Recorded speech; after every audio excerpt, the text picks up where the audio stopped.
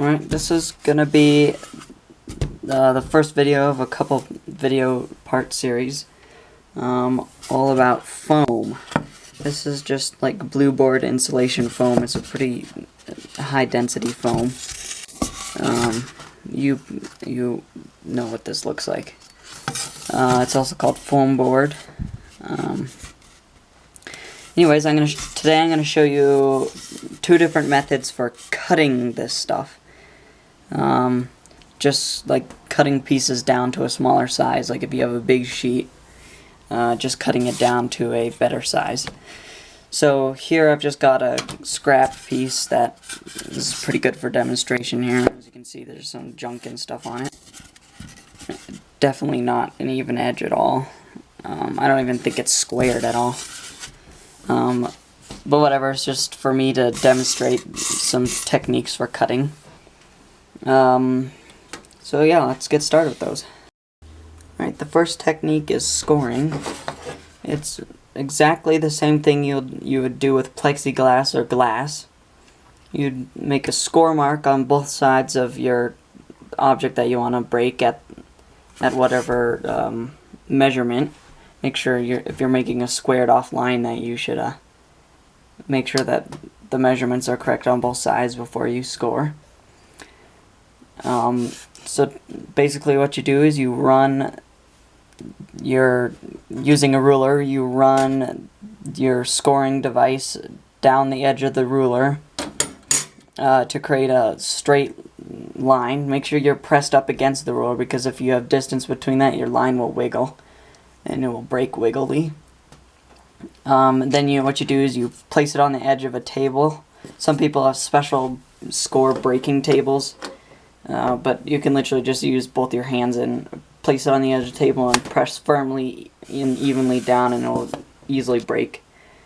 The only disadvantages to this is that the edges are not perfectly smooth. They will have these ridges from where the weak points broke.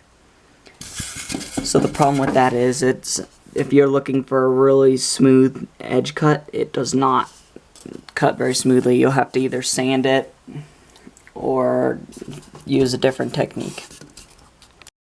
Alright, the second technique is using a saw. Make sure your saw has really small teeth on it, because big teeth will tear the foam up really badly, and then it will be a very big mess for you to clean up, because it already is a very large mess to clean up. And it's just like cutting a piece of wood. You simply just cut into it.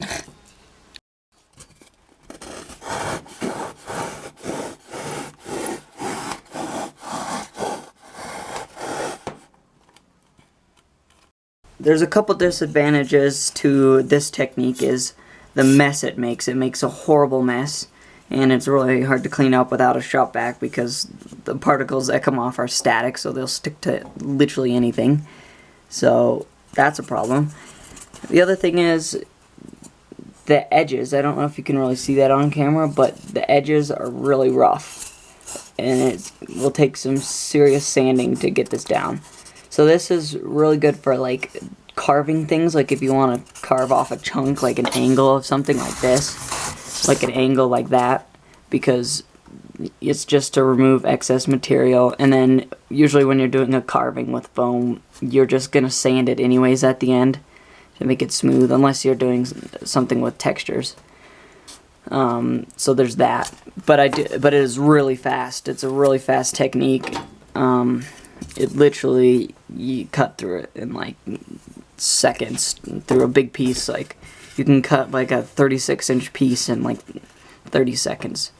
So you can use any saw that works. Just make sure you find the smallest teeth possible, because the smaller the teeth, the less the roughness of the surface and the less the mess. So you can see the mess it's made here. And there's a third technique that I'm not going to show because I don't have the means to do it, but it's using a hot wire. So what it is, it's literally just like a piece of wire that gets heated up, and then you run the foam across it, and it burns through the foam, It makes really smooth edges. I think it's the best technique, even though I can't use it because I don't have any hot wire cutters. So I just do with what I can do.